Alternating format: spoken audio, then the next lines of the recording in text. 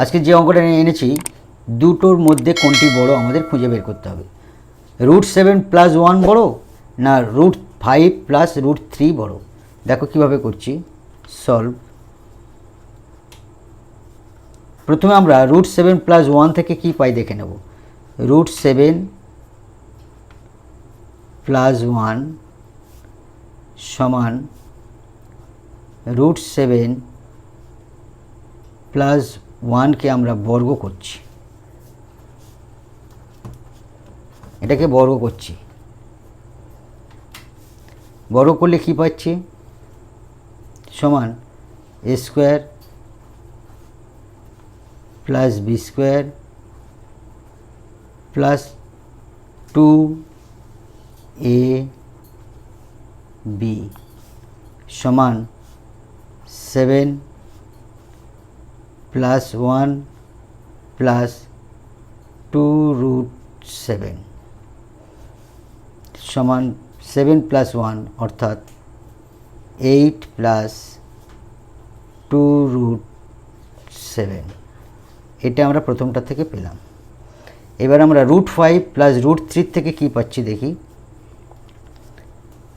√5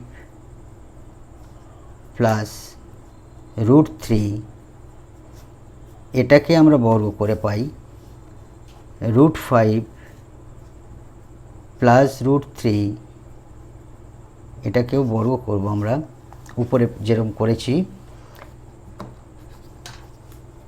a² a + b whole স্কোয়ারের সূত্র, a² মানে √5 whole square plus √3 whole square মানে a² + b² হলো প্লাস 2, a মানে কি √5, b মানে √3। তাহলে কী আসলো এখানে হচ্ছে এটা কেটে গেল 5 + 3 + 3 5 15, রুটের ভিতরে থাকলো 15 সমান 8 + 2√15। দেখো প্রথমটা থেকে পেয়েছি 8 + 2√7, দ্বিতীয়টা পেয়েছি আমরা 8 + 2√15। পরিষ্কার বোঝা যাচ্ছে √7 থেকে √15 বড়, যেহেতু √7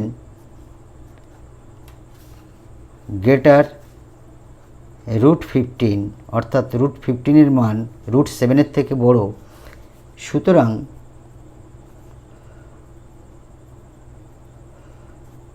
সুতরাং 8 প্লাস যেটা বেরিয়েছে 2√7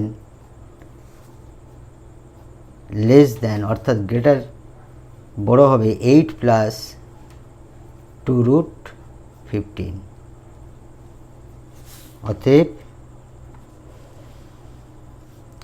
√5 + √3 বড়।